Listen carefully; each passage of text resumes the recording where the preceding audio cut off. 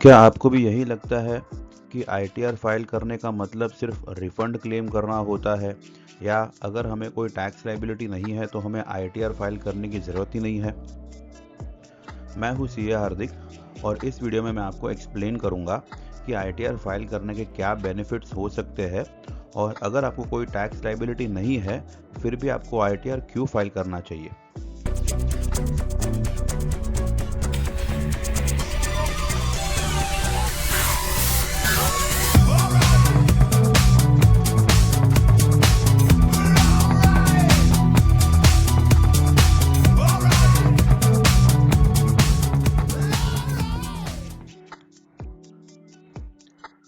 सबसे पहला और बड़ा बेनिफिट ये है कि इनकम टैक्स रिटर्न जो है वो एक तरीके का ultimate government verified official document है, जो कि आपके लिए एक तरीके का इनकम प्रूफ होता है, जिससे सामने वाले को पता चल सकता है कि आपकी टोटल इनकम कितनी है।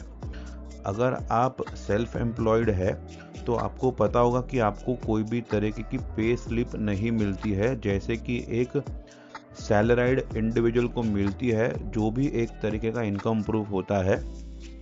तो इसलिए self employed professional, freelancer, business owners के लिए तो इनकम टैक्स रिटर्न ही एकमात्र इनकम प्रूफ होता है। दूसरा बेनिफिट है इंटरनेशनल वीज़ा।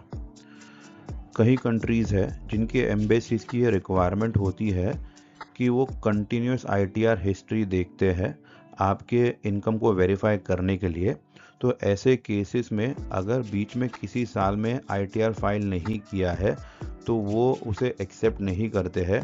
इसी वजह से ज़ीरो टैक्स फाइलिंग भी बेनिफिशियल होता है, यानी कि किसी साल में आपकी कोई इनकम या टैक्स लायबिलिटी नहीं भी है तो भी एडवाइजेबल है कि आप अपना आईटीआर फाइलिंग कंटिन्यूस रखें।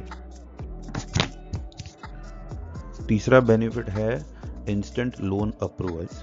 फ्यूचर में अगर आप कभी भी किसी भी तरीके का लोन लेने का प्लान कर रहे हैं तो आपको आईटीआर फाइल करना इम्पॉर्टेंट है, क्योंकि जिन्होंने अपना आईटीआर फाइल किया होगा उनके केस में 80% फास्टर अप्रूवल होता है लोन के केसेस में। बैंक्स के ये प्राइमरी रूल होते हैं। यहाँ तक कि आईटीआर को आपका गोल्डन पासपोर्ट भी कहा जाता है फॉर लोन पर्पसेस।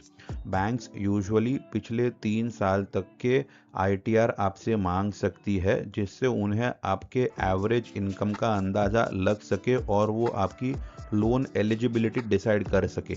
बट अगर आपने आईटीआर फाइल ही नहीं किया है तो उस केस में आपको लोन मिलना मुश्किल हो सकता है।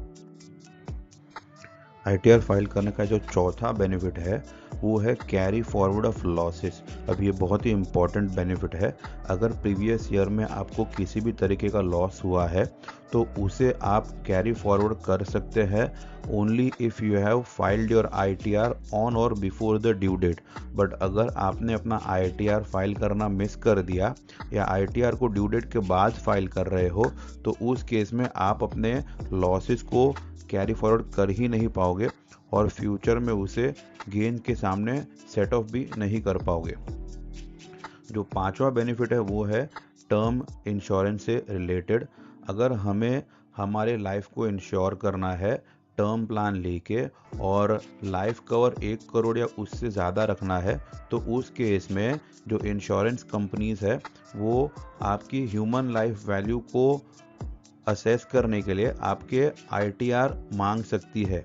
तो अगर आपने आईटीआर फाइल नहीं किए हैं तो शायद आपको 1 करोड़ या उससे ऊपर की वैल्यू के टर्म इंश्योरेंसेस भी नहीं मिलेंगे।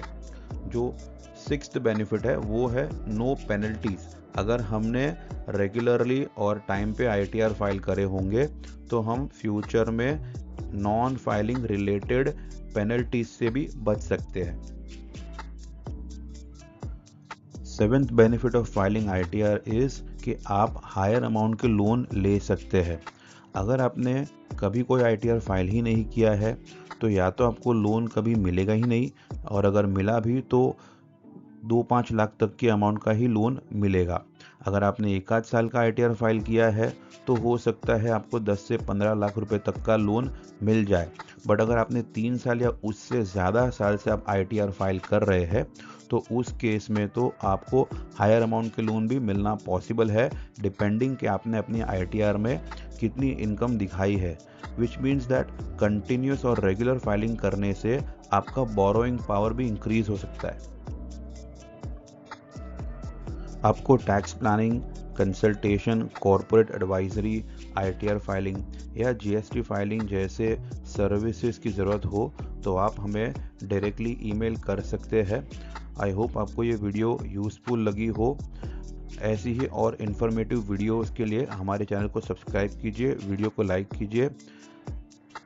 मिलते हैं अगले वीडियो में, तब तक stay smart, stay compliant and keep growing.